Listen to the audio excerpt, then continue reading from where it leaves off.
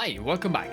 In today's video we're going to be covering how to make an arrangement in the style of Frank Sinatra, Bing Crosby, Nat King Cole, like the one you listen to at the moment really, so I hope you enjoy it and find it useful. First off, let's talk about the setup, the ensemble. These arrangements usually feature the minimal expression of what a normal symphonic orchestra would be.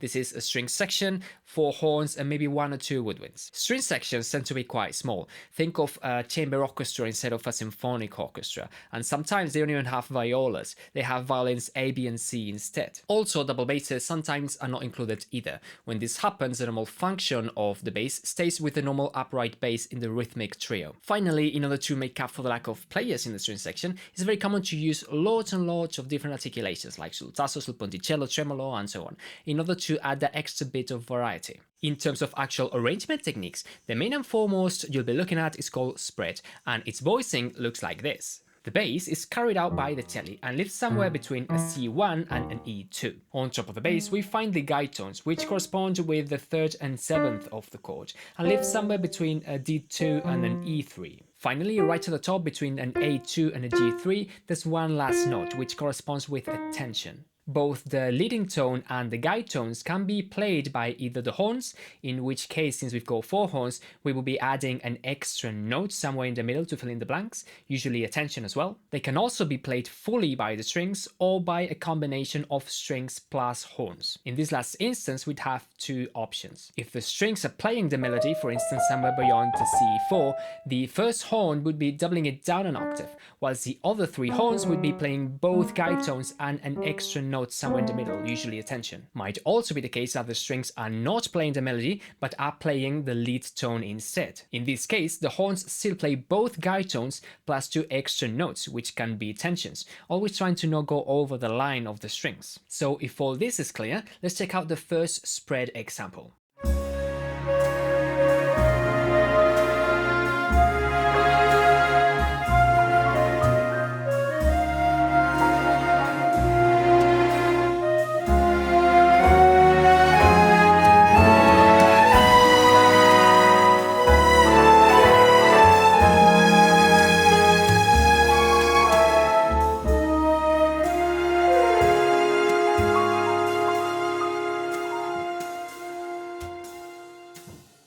Here, at the beginning, the spread is being played fully by the strings, a safe distance underneath the melody that's being played by the flutes, and later on the strings move all the way up to the top, doubling the melody, at which point the horns take charge of the spread and of doubling down an octave the melody, as you can see here. Now let's move on to some decisions I made that are worth mentioning. If we take a look at the first chord, you can see how the bass lives right at the upper end of its register. Had I decided to put it an octave down, I would have needed to include the 5th to fill in that space. Another observation is that here we're going from a D flat 6 to a D flat major 7, which is pretty much the same chord. So in order for it to not sound repetitive, you have to make the most of the leading tone, always trying to build that direction and keeping things interesting. Actually, the fact is that horizontal direction is king here. For instance, if this progression continued on, I'd have to give up the guide tones being in their ideal register in order to preserve the sense of direction. Also, building your voicings using 4ths and 5ths, as you can see here, works wonderfully on strings, so you might want to give that a try too. Finally, if we take a look at this D dominant chord, you can see how we go from more tensions to less tensions, which is not always advisable really. You should always go from less to more. In this case though, we're doing it again to preserve that sense of direction of the leading tone. But anyways, as a general rule of thumb, voicings like these on strings usually work better with not too many tensions. Now let's check out a second spread example.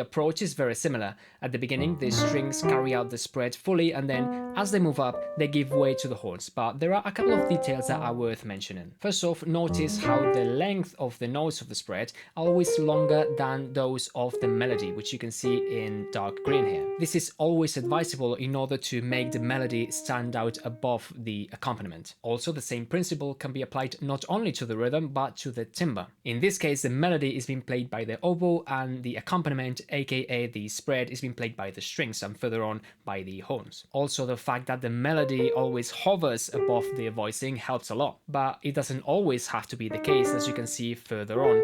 The thing is that as long as you preserve that contrast in timbre and rhythm, you're good to go. Another very important element has to do with making the most of the blanks the melody leaves, by filling them in with tiny melodies that bridge those gaps. Also, notice how this D half diminished is in second position here. This again has to do with preserving that sense of direction, in this case of the bass line, which also means that the bass, the actual bass playing at the trio, would have to adhere to these inversions as well. Finally, a tip for when it comes to making these counter melodies with the lead of the spread is always make the most of good tensions, try to avoid minor seconds with the melody, and if you are going to use them, always make sure that you resolve them regularly, and always try to preserve as much as possible contrary movement. This is if the melody goes up, the lead of the spread goes down, and vice versa. Now let's check out this last example to take a closer look at how horns behave in a spread.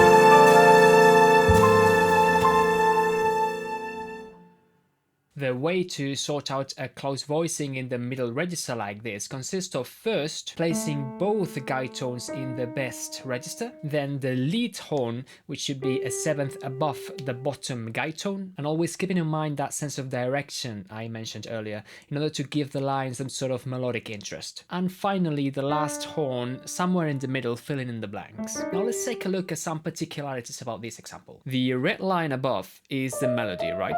So if we take a look at the first chord, you can see right away how there is no seventh between bottom and top notes of the voicing, and there is a sixth instead. This is because if I had gone for a seventh, so let's imagine that I had gone for an E instead of a D, there would be a seventh then between that lead note and the melody. This seventh would kind of go against the melody, and by overriding this rule I was mentioning and creating an octave, you reinforce it instead of going against it. So it's always very important to be aware that all these rules are only starting points, and there might be cases where other decisions might be better than the actual rules. Another example of this would be here, for instance. Notice how the first horn goes down a second following the melody, because it is doubling down an octave the melody, right? Well, notice how the third horn is forced to move back a second in turn. This is because if it didn't do that, there would be 2 seconds stacked on top of each other, which would be really hard sounding and not at all what we're after here. Now let's take a look at how to make introductions, which are one of the main center pillars, stylistically speaking, in these arrangements. And we're going to take a look at 3 very stereotypical ones. So here's the first one.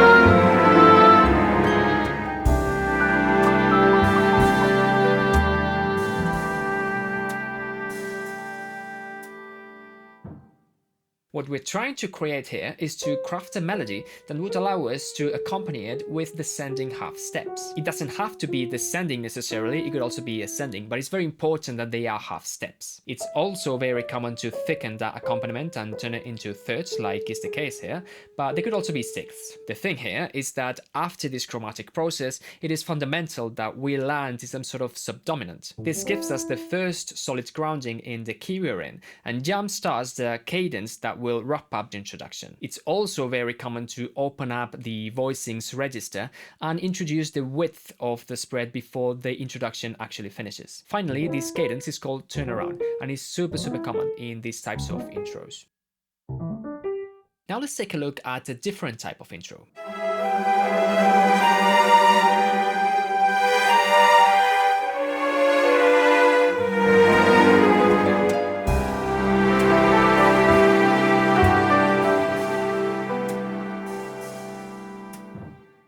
The way to make the second type of introduction consists of, first off, you lay down a pedal tone, which doesn't have to be at the bottom, it could also be at the top. The important thing is that the pedal tone is the root of the dominant of the main key, and it's very common for it to be a tremolo. Now, on top of that pedal tone, you're going to create a sequence of chords arranged in a close voicing. These chords have to be made up by real tones and tensions contained within the dominant chord, and there's got to be a major seventh between top and bottom. After that chord sequence, we wrap up the introduction with a cadence similar to the one we did in the previous example, first expanding that width and then introducing the bass. There is a variant to this in which the chords to build are only major seventh and minor seventh chords. In this case, the second goes either at the bottom or right at the center. And it is very important that you don't include both notes of the tritone simultaneously. You can introduce one, that's perfectly fine, but the moment you introduce both of them, that begs for a resolution, which basically puts an end to the chord sequence. A second variation would consist of pitching chords against a pedal tone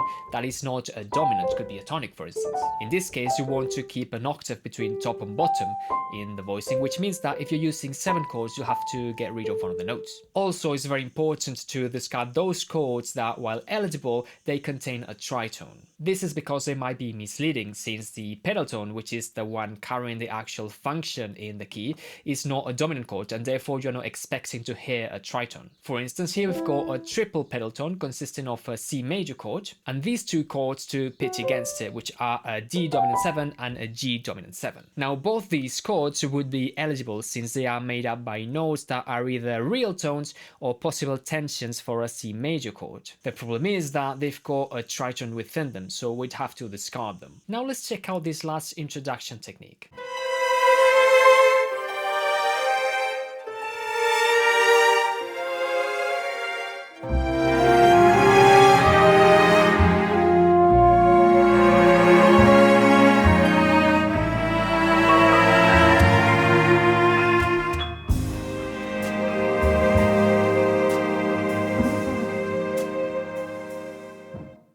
In order to make this type of introduction, you have to create a chord sequence model that then you'll be replicating. The key here is that these chords should never be in root position and the bass should always move by seconds.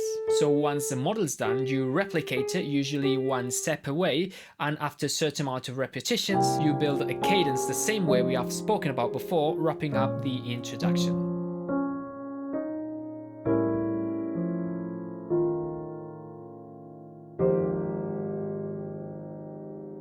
Finally, let's touch upon the topic of reharmonization in this context, very briefly. When it comes to reharmonization, there's basically 2 things you can do. You can either replace the chords of the original version, or you can keep them instead and build on top of them. And I guess you can do a combination of the 2. Well, in these types of arrangements, you want to keep as much of the original identity of the piece. That's why it's way more common to build on top of the pre-existing chords than replace them. And here's an example. So this is an A theme for a nightingale sung in Berkeley Square, and then its reharmonized version.